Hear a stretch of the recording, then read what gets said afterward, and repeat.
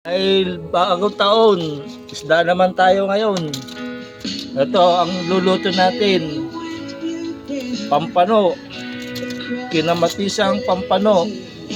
Ayan, ingredients natin. Sibuyas, kamatis, luya, at saka bawang. Meron tayong gulay rito. Spinach, talbos, bulaklak ng kalabasa, talong. Ayan, tsaka yung okra. At tsaka patola. Parang ano to, laswa. Ilagay natin ang kamatis.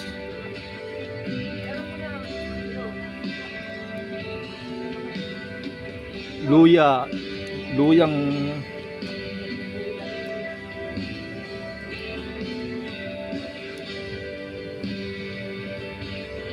bawang.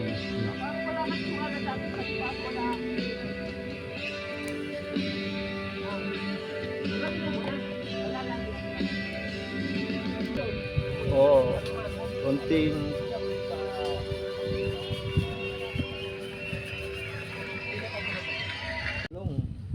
patola, okra, talong, tsaka yung talbos ng kamote, kalabasa, at tsaka yung spinach. Ayan na yung pampano. Tingnan natin pampano, yung inihaw na pampano.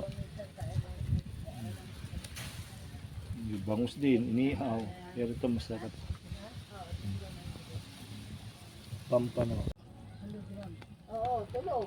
Tulog. Kaya buti ka mo bumalik si Sir, diba? Dito na. Balik ni Sir. Hindi niya alam. Hindi na siya nakapasok inaumagahan. Kinadlak ni Sir.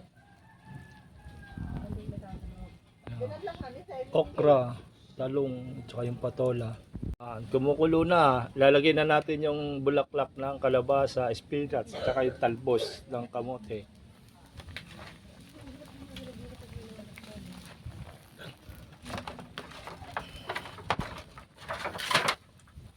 Mukhang kakaiba oh.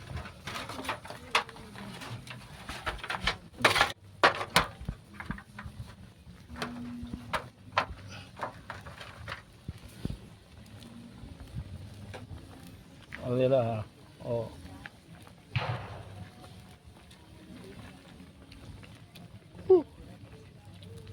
Luto sa kahoy.